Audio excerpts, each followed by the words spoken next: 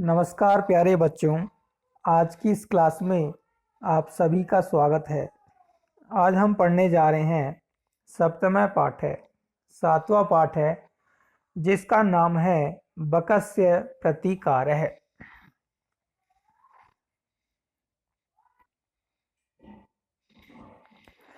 प्रतिकारः का मतलब होता है बदला।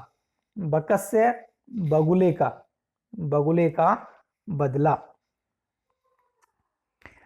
यहां दे रखा है, देखिए अव्यय प्रयोग है। अव्यय क्या होते हैं?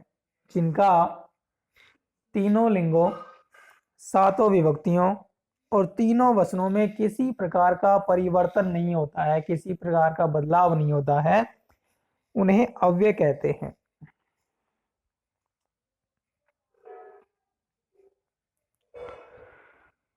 बकस्य प्रतिकार है, ये कहानी है।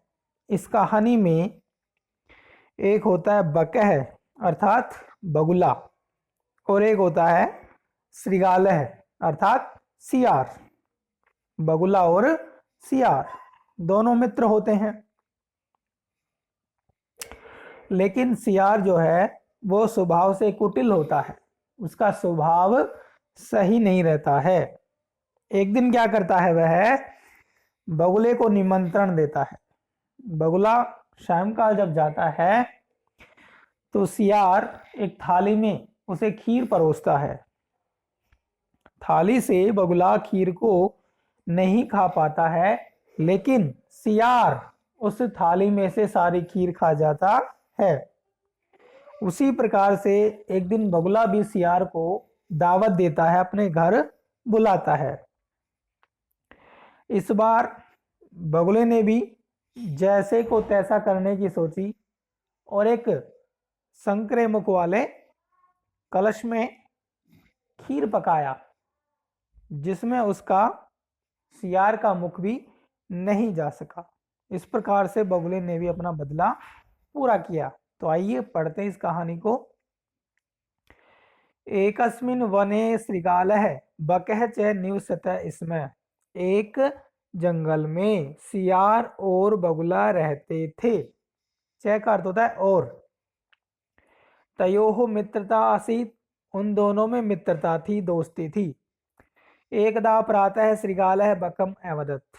एक बार सुबह सियार ने बगुले को कहा, मित्र, अरे मित्र, स्व त्वम मया सह भोजनम कुरु। स्व यानी होता है आने वाला, कल, टुमारो। कल तुम मेरे साथ भोजन करो। श्रृगालस्य निमंत्रणेन बकः प्रसन्न अभवत्। सियार के निमंत्रण से बगुला प्रसन्न हुआ।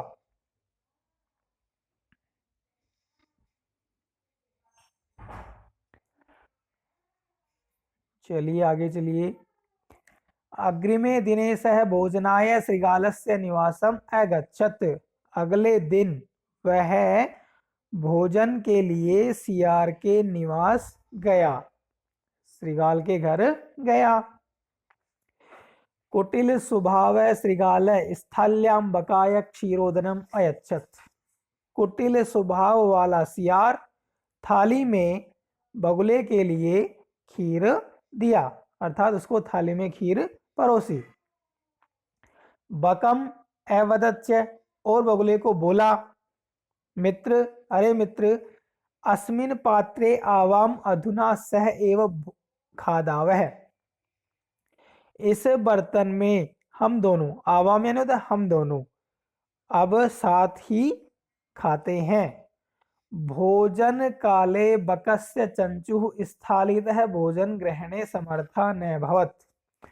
भोजन के समय में बगुले की चोंच, चंचु यानी चोंच, थाली से भोजन ग्रहण करने में समर्थ नहीं हुई। अर्थात बगुला जो है अपनी चोंच से थाली से भोजन नहीं खा सका। अतः बकः केवलम क्षीरोदनम अपश्यत, इसलिए बगुले ने केवल खीर को देखा।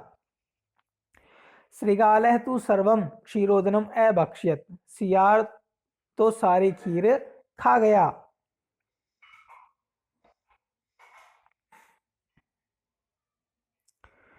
श्रीगालेन वंचितः बकः अचिंत्यत। सियार के द्वारा ठगा गया बगुला सोचने लगा।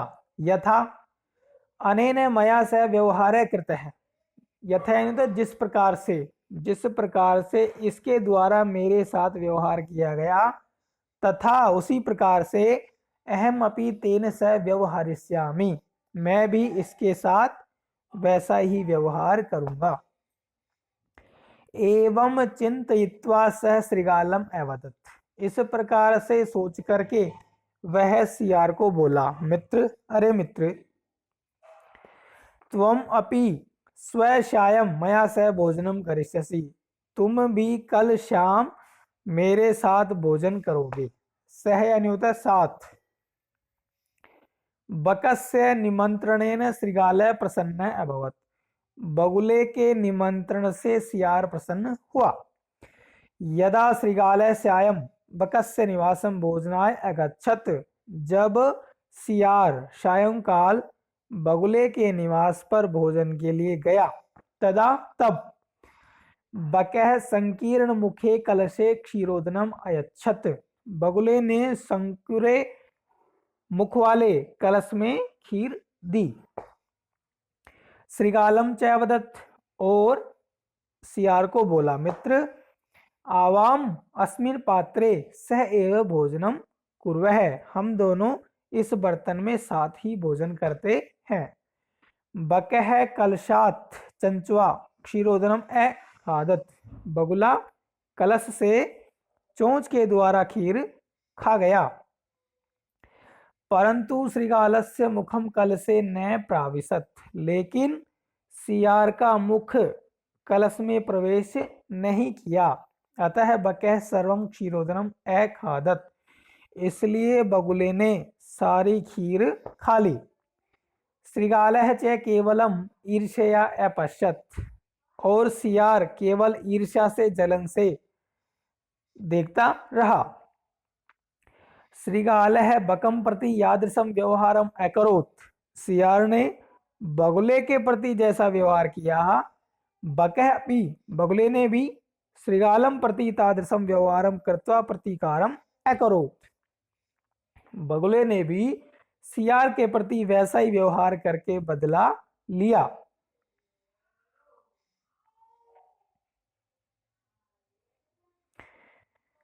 उक्तमपि, कहा भी गया है।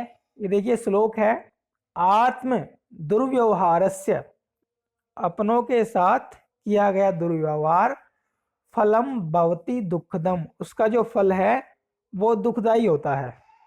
अपनों के साथ किया गया दुर्व्यवहार का जो फल होता है वो दुखदाई होता है। तस्मात, इसलिए, सद्व्यवहर्तव्यम, अच्छा व्यवहार करना चाहिए। किसको? सुखैषिणा मानवेन, सुख चाहने वाले मानव के द्वारा। इसलिए सुख चाहने वाले मानव के द्वारा हमेशा अच्छा व्यवहार करना चाहिए।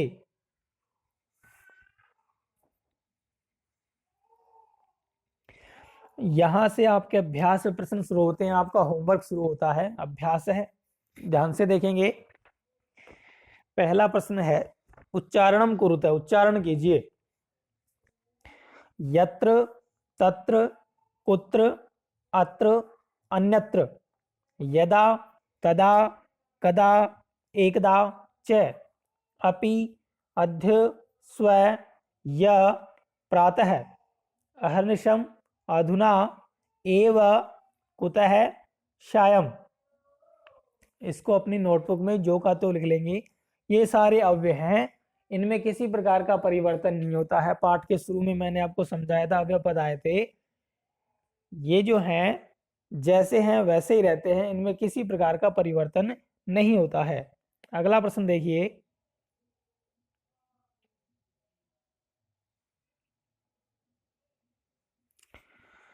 अगला प्रश्न है, मंजूषातः उचितम अव्ययपदम चित्वा रिक्त स्थानम पूर्यते।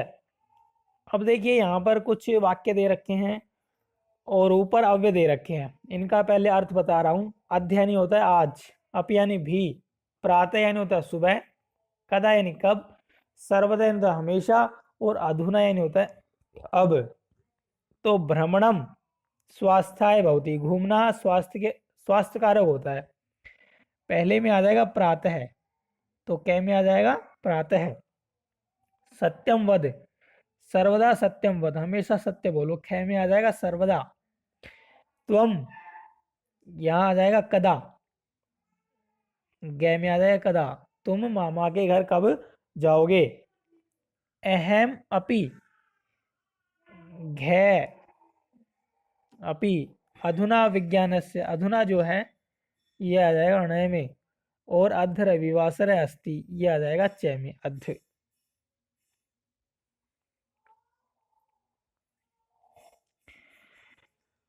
प्रश्न नंबर 3 है अधोलिखितानाम प्रश्नानाम उत्तरम लिखते है। नीचे लिखे गए प्रश्नों के उत्तर लिखिए। श्रीगालस्य मित्र के आसीत, सियार का मित्र कौन था, बगुला था, तो इसका उत्तर होगा बकह, बकह। स्थालित है कह भोजनम न खादत, थाली से कौन भोजन नहीं खाया, इसका उत्तर भी क्या होगा, बकह।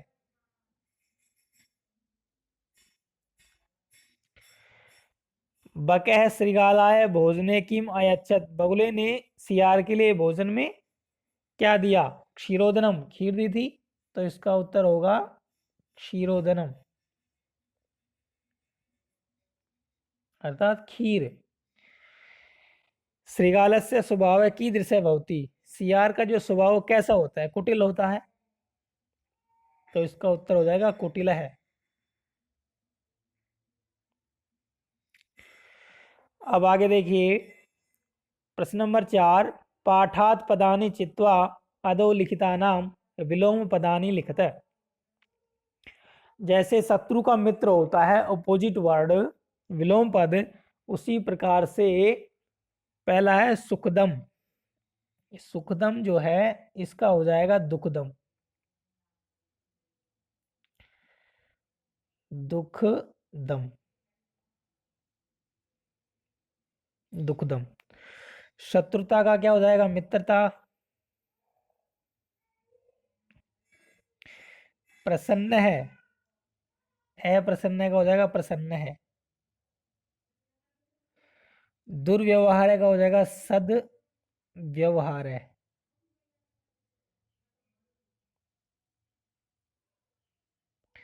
शायम का हो जाएगा प्रातः है,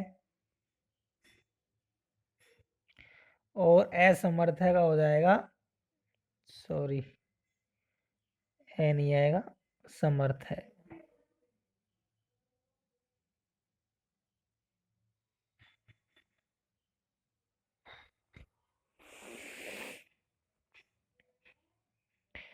अगला जो प्रश्न है ये कहानी है प्यासे कौवे की।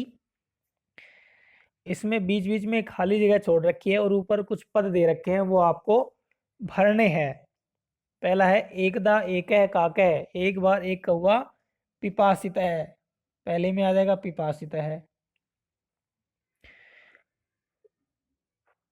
प्यासा था सह जलम पातू, वह जल पीने के लिए इतस्तत है, दूसरे में आ जाएगा इतस्तत है। तीसरे में आ जाएगा कुत्रापी, चौथे में आ जाएगा स्वल्पम, चौथे में आ जाएगा स्वल्पम। पांचवे में आ जाएगा पातुम, पांचवे में आ जाएगा पातुम। छठे में आ जाएगा उपायम, 6 नंबर पर आ जाएगा उपायम।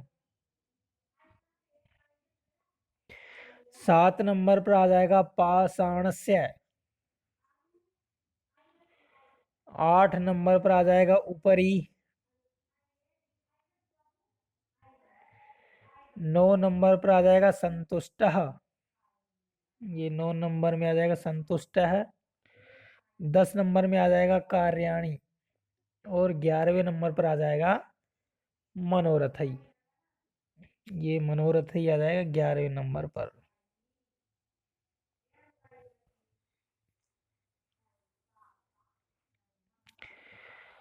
अंतिम प्रश्न है तत्सम शब्दान लिखते हैं। या हिंदी के जो शब्द दे रखे हैं उनके संस्कृत शब्द लिखने हैं, तत्सम शब्द लिखने हैं।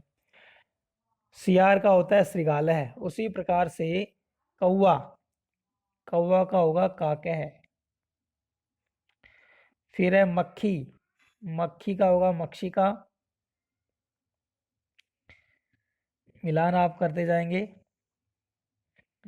ऊपर नीचे हो सकते हैं। बंदर का होगा वानरह। बगुला का होता है बकह। चोंच को बोलते हैं चंचूहू, और नाक को बोलते हैं नासिका।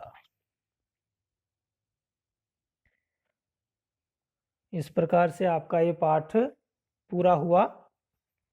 इस वीडियो को बार बार देखेंगे, समझेंगे और प्रश्नोत्तरों को हल करेंगे, अपनी नोटबुक में करेंगे हल और ग्रुप में सेंड करेंगे।